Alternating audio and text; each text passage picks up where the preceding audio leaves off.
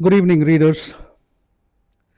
It gives me immense pleasure to inform you that my book, Spine to Aid Leading Generations to Thrive, has been very well received by you all.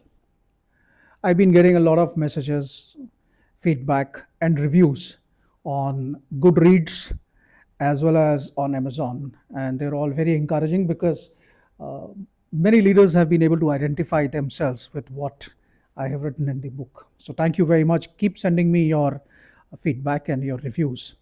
And all those who've not been able to still grab the book is still available on Amazon, Flipkart, and Notion Press. So please find a book for yourself and do send me your feedback.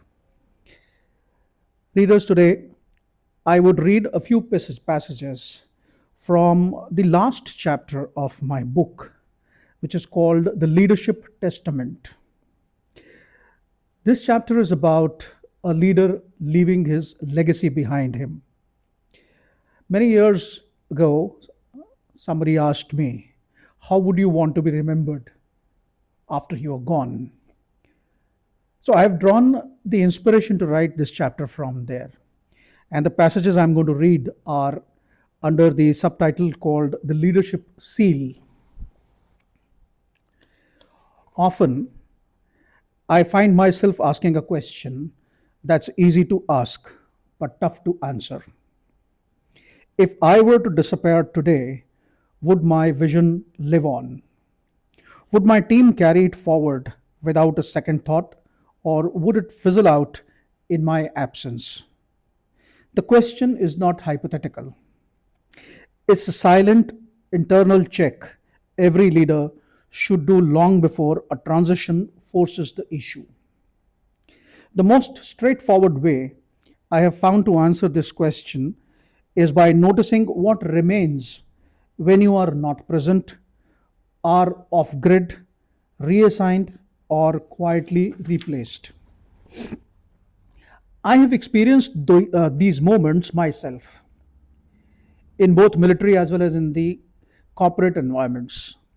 I have seen how vision either shifts from one person to another or collapses under the weight of centralized control. The main difference between those two outcomes is rarely about the skill, it's almost always about continuity or the absence of it. If a teammate had to step in without calling me, I would want them to follow three principles instinctively. First, I want them to remain aligned with the organization's North Star, that is, the objective of the organization. That may sound ambitious, but for me, it has always been based on specifics. During my time in the army, I saw cracks forming as our regiment shifted to a mixed class structure from a fixed class structure. Old beliefs about loyalty and performance started to weaken. I was not going to let those beliefs tear my unit apart. So I created something familiar yet future focused, a sports program that gave everyone the same playing field, no matter region or background. It was not just about football or volleyball, it was about building identity through a shared effort. That program reflected the ethos of our regiment: unity, discipline, and tenacity, and it became our rallying point, the North Star of our regiment. Years later, in the corporate world, I used the same principle.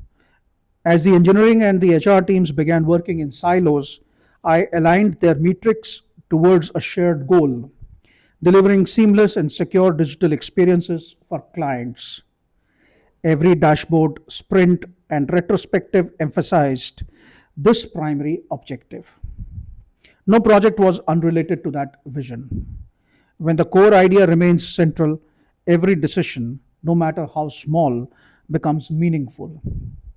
I want my team to remember this: the importance of clarity that connects action to purpose, especially in times of uncertainty. Second, I want them to protect and promote independent thinking. While this might seem to conflict with the idea of alignment, it actually acts as the essential counterbalance that supports the vision. During my time in leadership, I never wanted my subordinates to follow my orders blindly. I sought my battery commanders who could anticipate challenges, identify weaknesses in my strategy, and propose more effective alternatives.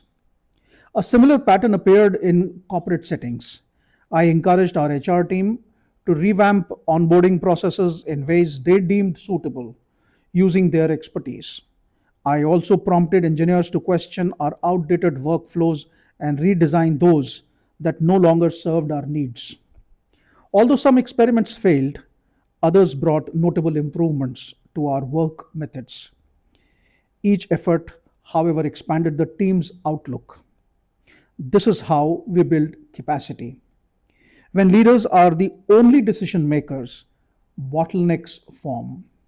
When individuals think independently, the vision grows and broadens. It gains momentum, relevance, and depth. This is how the mission endures beyond the founder.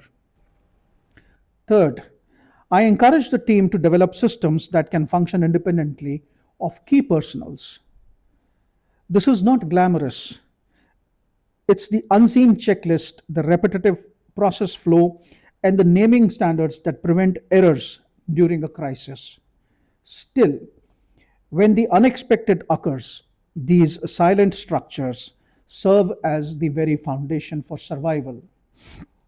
I remember a tense deployment near the border, one of the most challenging in those years.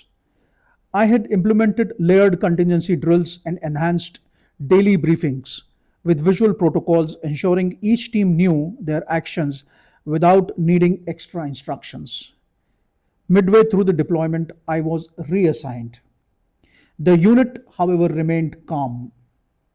The systems operated smoothly. They completed their task accurately. The chain of command adjusted to the change, and every operation achieved its goal. That's when I understood the true meaning of process.